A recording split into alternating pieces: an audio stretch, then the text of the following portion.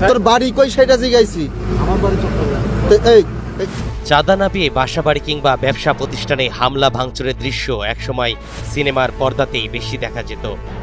নির্দিষ্ট সময় বেঁধে দিয়ে চাঁদা দাবি, টাকা দিতে অস্বীকৃতি জানালে সন্ত্রাসীদের হামলার এসব দৃশ্য এখন আর শুধু সিনেমার গল্পেই সীমাবদ্ধ নেই। চট্টগ্রামের প্রতি নিয়তই দেখা মিলছে এমন ঘটনার, আর তার নেতৃত্বে ছিল ডেভিড ইমন।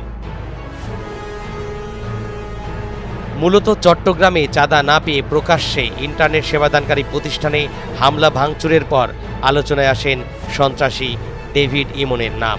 AKS অর্জন করল গিনেস ওয়ার্ল্ড রেকর্ডস। AKS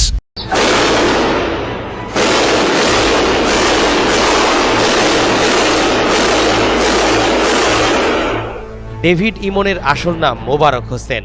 তার বাড়ি চট্টগ্রামের ফটিকছড়ি উপজেলার কাঞ্চননগর ইউনিয়নে।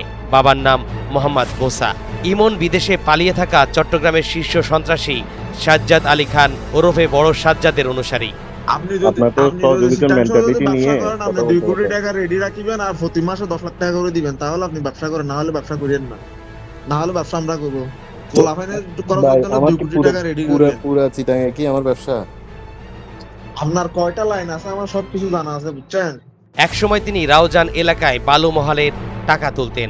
2024 সালের 5 আগস্টের পর বড় সাজ্জাদের অন্যতম সহযোগী রাইহানের হাত ধরে আলোচনায় আসেন।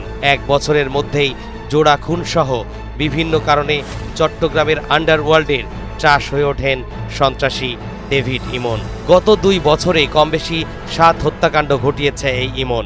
2025 সালের 30 মার্চ চট্টগ্রামের বাকলিয়ায় প্রাইভেট কারে গুলি করে 2 জনকে হত্যা করা হয়, যে হত্যা মামলার অন্যতম আসামি ডেভিড ইমন। তার মাত্র 2 মাস না যেতেই 23 মার্চ রাতে পতেঙ্গা সমুদ্র সৈকতে গুলি করে হত্যা করা হয় আরেক সন্ত্রাসী ঢাকাইয়া আকবরকে।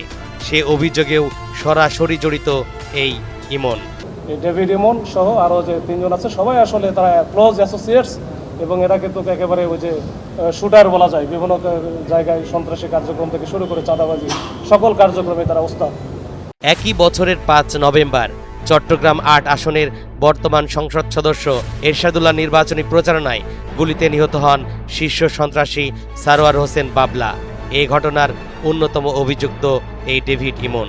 তথ্য বলছে বিদেশে থাকা চট্টগ্রামের বর্তমান শীর্ষ সন্ত্রাসী বড় সাজ্জাদের সেকেন্ড ইন কমান্ড চট্টগ্রামের আন্ডারওয়ার্ল্ডের নিয়ন্ত্রণ করছে ডেভিড ইমন ও রাইহান আলম, যাদের চাঁদাবাজিতে অতিষ্ঠ চট্টগ্রাম নগরী থেকে শুরু করে হাটহাজারী ও রাউজানের ব্যবসায়ীরা।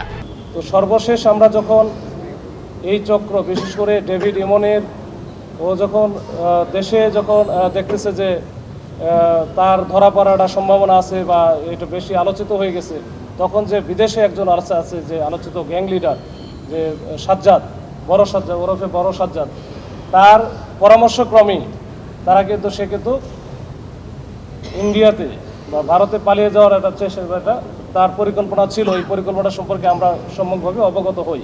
গত জানুয়ারিতে চট্টগ্রাম মেট্রোপলিটন পুলিশের করা 340 সন্ত্রাসী ও দুষ্কৃতিকারীর তালিকায় 34 নম্বরে ছিলেন এই মোবারক হোসেন ওরফে ডেভিড ইমন।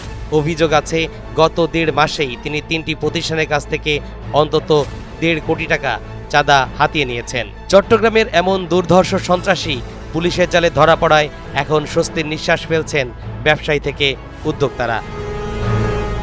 তরিকুল ইসলাম, NTV অনলাইন।